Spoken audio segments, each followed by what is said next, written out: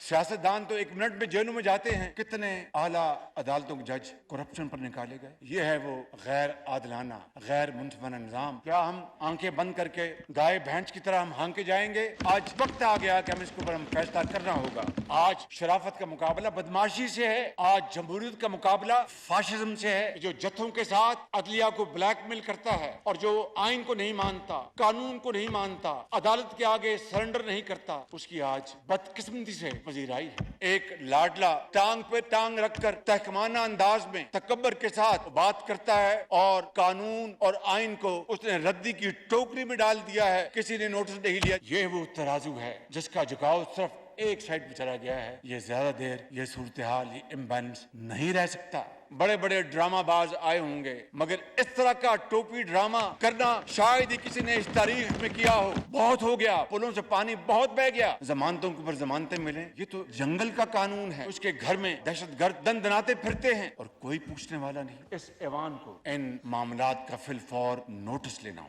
कल के फैसले के बाद अगर हमने कानून साजी नहीं की तो मोर्ख हमें माफ नहीं करेगा। तराजू का तवाज़न ही इस वक्त जो जंगल का कानून है उसको बदलेगा। वो जी मोर्ख जो माफ़ नहीं करेगा उसकी खातिर कानून साजी का बिल जो है अब वो पेश कर दिया गया है। इस वक्त वाकई काबीना ने अदालती इस्लाहात बिल का मसवदा भी आज मंजूर कर लिया है। उसको बड़ी तेज़ी के साथ जो है कौमी असम्बली में इस वक्त जब मैं आपसे बात कर रहा हूँ इजलास आई थिंक जारी है, उसमें पेश कर दिया गया। बिल में तजवीज़ दी गई है कि सुप्रीम कोर्ट के 3 सीनियर तरीन जज अज खुद नोटिस का फैसला करेंगे, यानी कि सुप्रीम कोर्ट के चीफ जस्टिस के पास ये इख्तियार नहीं रहेगा। और उसको मज़ीद उन्होंने वो किया है, कॉम्प्लिकेट कह दें या आप वो कह दें कि उसको मज़ीद कॉम्प्रिहेंसिव किया है कि बिल में अज खुद नोटिस के फैसले पर 30 दिन के अंदर अपील दायर करने का हक भी तजवीज़ कर दिया गया है और अपील दायर होने के 14 रोज़ के अंदर समाअत की जाएगी। तो ये इसके अलावा भी कुछ शायद चीज़ें आ रही हैं जो हमारे सामने अभी तक आई हैं, वो मैंने आपके सामने रख दी हैं कि अदालती इस्लाहात में बिल का मसवदा मंजूर कर लिया गया है, जिसके तहत जो है अब चीफ जस्टिस को से इख्तियार वापस लिया जा रहा है कि फ़र्द वाहिद के तौर पर अज खुद नोटिस लें। और जो चीज़ें हमारे सामने आएंगी इस इस्लाहाती बिल के अंदर, ऑब्वियसली इसके ऊपर दो राय होगी। ये इस्लाहात का बिल है या ज़ातियात का बिल है, ये अदलिया को रिफॉर्म करने का बिल है या अपने हक़ में फ़ैसले कराने का बिल है। ये तमाम चीज़ें जो है वो इस पर 2 वर्जन ऑब्वियसली मौजूद रहेंगे, बदरजा उत्तम रहेंगे। ये सारा मामला शुरू हुआ जब 2 सीनियर जजेस जो हैं, जस्टिस मंसूर अली शाह और जस्टिस जमान मंदोखेल ने तफसीली फ़ैसला कल दिया और तफसीली फ़ैसला खुद नोटिस के ऊपर दिया, जिसमें इलेक्शन की तारीख डिटर्मिन की गई थी इससे पहले अप्रैल की 30। उसके अंदर उन्होंने कहा कि जनाब ये तो 4-3 का फ़ैसला है और इसके अंदर जो है वो यानी 3-2 का फ़ैसला नहीं है, 4-3 का फ़ैसला है और उस लिहाज से उसको नोटिस जो है उसको तो रद्द हो जाना चाहिए, उसको नोटिस लिया जाना नहीं चाहिए इन फर्स्ट प्लेस। उसके बाद जो है अगरचे आज अदालत की टोन जस्टिस मंदोखेल साहब ही की अलग मामला था। उन्होंने कहा कि जब अटॉर्नी जनरल ने यही बात कही कि जी पहले तो इस मामले को देख लिया जाए कि मौज़ अदलिया जो है जिस पे हम बात कर रहे हैं, जो इलेक्शन की डेट दी गई जिस पे कहा गया तौहीन अदालत लग रही है, वो तो फैसला ही मेजॉरिटी का नहीं है। तो इस पर बड़ी हैरानकुन बात कही है जस्टिस साहब ने, जो मुझे वाक़ईतन समझ नहीं आई। उन्होंने ये कहा कि अगर मैं उसको एग्जैक्टली पढ़ के बता दूं कि उन्होंने कहा ये हमारा अंदरूनी मामला है। हालांकि आपने जब तफसीली फ़ैसला लिखा है, अब ये अवाम की अमानत है, ये कोर्ट की अमानत है, ये जस्टिस जमान मंदोखेल कैसे कह रहे हैं कि अदालती फ़ैसला कितने अरकान का ये हमारा अंदरूनी मामला है। ये बड़ी इंटरेस्टिंग बात है जो उन्होंने कही है, क्योंकि कोई ये अदालती ये कोई ज़ाती मामला तो हो ही नहीं सकता। ये तो अवाम का मामला है, ये तो कानून का मामला है, ये तो एक इतनी बड़ी रिट पिटीशन दायर हुई है उसका मामला है। इलेक्शन जो है वो पाकिस्तान के अवाम का मामला है। ये जो नोटिस लिया गया है ये खुद नोटिस लिए या मफाद आमा में गया है, तो ये अंदरूनी मामला बेंच का कैसे होता है। अलबत्ता पाकिस्तान की सुप्रीम कोर्ट के अंदर जो है वो तारीखी डिवीज़न देखने में नज़र आई है और उससे या तो फ़ायदा उठाते हुए ये बिल पेश कर दिया गया है या मामला कुछ और है। इस वक्त इदारे जो हैं वो एक दूसरे के सामने खड़े हुए हैं बहुत से लोगों के नज़दीक, और पाकिस्तान की स्टेट जो है वो बड़ी ही मुश्किल हालात में अंदर से है। इकॉनमी की बात ही नहीं कर रहा मैं अभी तो मैं बात कर रहा हूँ कि इस मुल्क के अंदर पार्लियामेंट का क्या हक है, इस मुल्क के अंदर अदालत की इंटरप्रिटेशन की क्या वैल्यू है, इस मुल्क में पार्लियामेंट की क्या रेट है, इस मुल्क में अदालत की क्या रेट है। ये आज इस वक्त क्राइसिस के अंदर है, इस पर बहुत बड़ा सवालिया निशान है। आज जो सुप्रीम कोर्ट में समाअत हुई वो बड़ी इंटरेस्टिंग है और उससे बज़ाहिर नज़र ये आ रहा है कि शायद इलेक्शन कमीशन का फैसला जो है वो दुरुस्त नहीं लिया गया, क्योंकि चीफ जस्टिस ने कहा कि एक बात तो वाज़ेह है कि इलेक्शन कमीशन के पास इंतखाबात की तारीख बढ़ाने का कोई इख्तियार नहीं था। बज़ाहिर ये लगता है कि इलेक्शन कमीशन का इंतखाब में ताख़ीर करने का ऑर्डर जल्दबाजी में लिखा गया। दूसरी जंग अज़ीम में भी इंतखाबात हुए थे, अगर इलेक्शन कमीशन को इंतखाबात मुलतवी करने का इख्तियार दे दिया जाए तो फिर इलेक्शन 23 अक्टूबर से 25 अक्टूबर भी हो सकता है। इसके बाद जस्टिस जमाल मंदोखेल ने कहा कि सवाल ये भी है कि क्या एक बंदे की ख्वाहिश पर असेंबली तहलील होनी चाहिए। आर्टिकल 254 का सहारा काम होने के बाद लिया सकता है, पहले नहीं। इलेक्शन की तारीख पहले ही 90 दिन के बाद की थी, इंतखाबात मुमकिन नहीं थे, तो इलेक्शन कमीशन को अदालत से रुजू करना चाहिए था। खुद ऐसा कोई हुक्म इलेक्शन कमीशन जारी नहीं कर सकता था। पार्लियामेंट तरमीम कर ले तो ये सबसे अच्छा होगा, मगर सवाल ये है कि तरमीम होने तक इंतखाबात होने में उनका क्या होगा। इसके अलावा उन्होंने ये भी कहा कि इलेक्शन कमीशन ने वो इख्तियार इस्तेमाल किया जिसका था ही नहीं। वाकई हुकूमत कहती है कि फरवरी तक 500 अरब रुपए के टैक्स लगा दिए, मगर हैरत की बात है कि 500 में से 20 अरब नहीं है, मतलब इलेक्शन के लिए। क्या 20 अरब रुपए जमा करना हुकूमत के लिए मुश्किल काम है? क्या आम इंतखाबात की कोई अहमियत नहीं है? आमिर भाई, सबसे पहले तो दूसरी दफ़ा मुबारकबाद दे रहा हूँ प्रोग्राम के प्लेटफॉर्म से। एक दिन आपको जिस दिन मिला सितारा इम्तियाज़ तब भी दी थी, बहुत वेल डिजर्विंग। ऑब्वियसली हमने तो जब होश संभाला जर्नलिज्म, उससे पहले का आपका जर्नलिज्म है, पहले मिलना चाहिए था। बहुत वेल डिजर्विंग, माशाल्लाह, कमाल के आप रिपोर्टर और जर्नलिस्ट हैं। अब आमिर भाई आ जाते हैं ज़रा लार्जर पिक्चर के ऊपर। मुझे निटी ग्रिटी में जाए बगैर सर इस्लामाबाद की पल्स बताएं कि सुप्रीम कोर्ट के अंदर आपको क्या डिवीजन नज़र आ रही है, उससे बढ़कर क्या आपको इदारे एक दूसरे के सामने खड़े नज़र आ रहे हैं? और तीसरा सवाल जो दोनों भाइयों ने ज़रा खुल के जवाब नहीं दिया कि अगर सुप्रीम कोर्ट ऑर्डर कर दे तो कि जी इलेक्शन फिर भी होगा और इस डेट पे होगा, या सदर को दोबारा कहे और जल्दी करने का कहे, तो हुकूमत कन्फ्रंट्रेशन पे जा सकती है, कह सकती है कि जी नहीं हो सकता, ना सिक्योरिटी मिल सकती है और ना फाइनेंस मिल सकता है। तो उसके बाद क्या होगा अगर ये होगा तो?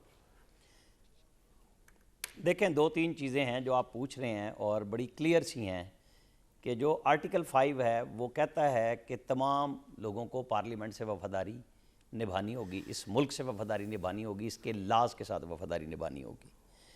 फिर जब पार्लियामेंट और अदलिया आमने सामने का जो तासुर बन गया है और काबीना मैदान में है, काबीना मैदान में अपना वोट दे के काम करके मुसवदा पार्लियामेंट में भेज चुकी, तो पार्लियामेंट जब आर्टिकल 191 के तहत सुप्रीम कोर्ट के कोई भी रूल्स वगैरह बनाएगी आइन के आर्टिकल के तहत, तो वो कानूनी होगा। अच्छा, रिव्यू करना सुप्रीम कोर्ट का काम है। अब वो क्या हवा में कर देंगे या इसके कानून को बनने के बाद, क्योंकि ज़ाहिर है सदर मुमलिकत ने हर चीज़ में शुरली पटाखा तो लगाना है, वो 14 दिन वेट करके एतराज़ लगाएंगे, फिर ये पार्लियामेंट के मुश्तरका इजलास से पास करा लेंगे, क्योंकि वो भी इसीलिए इन्होंने कैरी ऑन रखा हुआ है कि सदर साहब तो नहीं बुलाते, और सेनेट का इजलास भी भली मानसी करके उनसे बुलवा लिया जो परसों है। अब अगर कल पार्लियामेंट से कौमी असम्बली से पास होता है तो हो सकता है वो सेनेट कल ही बुला लें, वरना परसों भी होना है तो है 30 तारीख को, और ये पास हो जाएगा। अब आप आ जाएं कि जी वो जो मतलब हमारे बड़े मोहतरम हैं जस्टिस मंदोखेल साहब, जमाल मंदोखेल साहब, अगर ये घर की बात थी तो वो फैसला पब्लिक करने की क्या जरूरत? यही मेरा सवाल है कि क्यों उसे उन्हें बिल्कुल चाहिए था कि चैम्बर में बात करते। उन्होंने कल प्रोसीडिंग के बाद इसे पब्लिक क्यों किया? सुप्रीम कोर्ट की वेबसाइट पे ये नहीं, तो क्यों फिर आया? आज और ये हम क्यों कहा कि सब घर वाला मामला क्यों है? मैदान में आज आए? ये क्यों क्योंकि कहा? मैं इसीलिए बात कर रहा हूं ना कि ये बड़ी बात है कि वो कहते हैं घर का मामला और चीफ जस्टिस साहब कहते हैं थैंक यू वेरी मच, यानी बेल आउट किया मुझे आपने। और वो जो मंसूर अवान नए अटॉर्नी जनरल आए हैं जिन्होंने कोई दमखम थोड़े बहुत सवाल जवाब में, जिस पे आते ही उन्हें ये भी कहा गया कि यार आप बड़ी तेज़ गुफ्तगू भी कर रहे हैं। जाहिर है वो गवर्नमेंट की नुमाइंदगी करने आए हैं, चीफ लॉ अफसर हैं, उन्होंने बात करनी है कोर्ट और उनके बीच में। लेकिन ये फैसला 4-3 का मैंने और आपने तो नहीं लिखा, ये दो मज़ीद जज साहिबान ने लिखा कि वो जो दो पहले जज थे, मामला से आगे चला गया ना।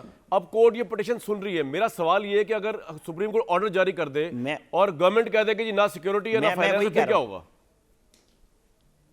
नहीं, ये सब कुछ हो चुका हुआ है। मैं अब आपको उसी तरफ तरतीबवार आपके सवालों के जवाब दूंगा। आराम से आ जाइए, कोई मसला मुझे ये बताएं कि इलेक्शन कमीशन ने शिक 58 के तहत, जिसमें उसका इख्तियार है कि वो इलेक्शन शेड्यूल देने के बाद उसमें तरमीम कर सकता है, ये उनकी फर्म राय है। और आर्टिकल जो भी दोनों को 254 है और 2183 है, उसके तहत उनका काम फ्री एंड फेयर इलेक्शन कराना है। उन्होंने GHQ आप जहन में रखिएगा, सबसे पहले मैंने GHQ का लफ्ज़ इस्तेमाल किया। जी। उसके बाद मैं कह रहा हूँ इंटीरियर, फिर फाइनेंस, लॉ और हाई कोर्ट, सबसे पूछा। हर बंदे ने उनके साथ अदम ताउन का इजहार किया कि हमारे पास बंदे नहीं है, हमारे पास पैसे नहीं है, हम रिटर्निंग अफसर नहीं दे सकते। क्या ये 5 मेंबर जिसमें चीफ इलेक्शन कमिश्नर शामिल होता है, ये अपने घर से जाके वोट कराएंगे? ये बैलेट बॉक्स खुद छापेंगे, बैलेट पेपर खुद छापेंगे, बैलेट बॉक्स बनाएंगे, पूरे अमले को खुद से पैसे देंगे? नहीं हो सकता ना। उन्होंने एक ख़त लिखा कि जनाब ये सूरत हाल है, वज़ीर आज़म साहब हमें आगाह करें, आप क्या कहना चाहते हैं। फिर पिछले हफ्ते जब शाम को 6 बजे काबीना का स्पेशल इजलास हुआ, उन्होंने इंडोर्स किया कि जिन इदारों ने ये बात आपसे कही है, हम भी, काबीना भी यही कह रही है कि हम ये नहीं ताउन कर सकते। अब आ जाएगा कल सवाल, क्योंकि 2 दिन की हेयरिंग में इलेक्शन कमीशन को नहीं सुना गया। चीफ इलेक्शन कमिश्नर, उनका इदारे का 2 वकील वहाँ पे बैठे हुए हैं। वो जवाब देंगे। लेकिन उससे पहले चीफ जस्टिस साहब ने अपना फैसला सुना दिया, वो जो आपने फिक्रा बोला कि जी ये तो वादे है कि इलेक्शन कमीशन के पास इख्तियार नहीं है। तो सर फिर आप बिठा 2 दिन से क्यों लगा रहे हैं, आप फैसला देके उठ जाते हैं। बिल्कुल, मतलब माय लॉर्ड आपका ही तो फैसला चलना है ना, मेरा और कामरान शाहिद साहब का तो नहीं फैसला बिल्कुल चलना। सही। हमने तो बहस ही करनी है ना उसके बाद के चिक चिक बिक बिक क्या हमने करनी है वो हम करते रहेंगे। लेकिन हुजूर उस इदारे को तो आपने पूछा ही नहीं अभी तक। आपने उन सबको नहीं बुलाया जिन सियासी जमातों ने आज भी आपसे कहा कि हमें बुलाएं, हम पहले भी पार्टी थे, आपने कहा नहीं बुलाएंगे। आप फुल कोर्ट नहीं बुला रहे, जिसकी बुनियाद पे ये आज पार्लियामेंट आपके सामने खड़ी होने जा रही है कि आप कहते हैं कि वजीर आजम कोई फैसला खुद नहीं कर सकता सिवाय वफाकी काबीना के। तो आज वजीर आजम ने ये बात कही, हम तो उस दिन से कह रहे हैं जिस दिन से साकिब निसार साहब ने ये बतौर सीनियर मोस्ट जज फैसला दिया था कि भाई ये अपने ऊपर भी तो लागू करें ना, कि फिर वहां पे भी सिंगल की बजाय 17 जजों का लिखा हुआ है। आज सुप्रीम कोर्ट जो है वो 17 जजों पे मुश्तमिल है बमय चीफ सर आप ये जस्टिस सजाद अली शाह साहब के साथ जो नवंबर 97 में हुआ था जी। वो क्या हुआ था कि उन्होंने सबके लिए फैसला दिया था कि जी सीनियर मोस्ट जज सुप्रीम कोर्ट में चीफ जस्टिस होगा, और अपने ऊपर लागू नहीं किया, अपने से ऊपर अपने बात से कहा जी अप्लाई होगा। फिर जब फैसला हुआ तो उनको घर भेज दिया।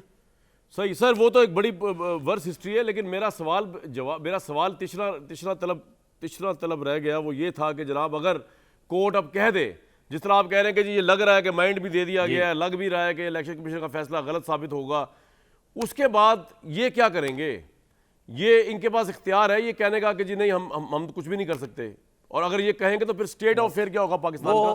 मैं बोल रहा था सजाद अली शाह साहब ने भी हुक्म दिया था जनरल जहांगीर करामत को, जब लड़ाई शुरू हो चुकी थी पार्लियामेंट वर्सेस अदलिया, और उन्होंने वो लेटर उठा के मिनिस्ट्री ऑफ डिफेंस को भेज दिया। फिर क्या हुआ था आपको पता है ना हिस्ट्री का।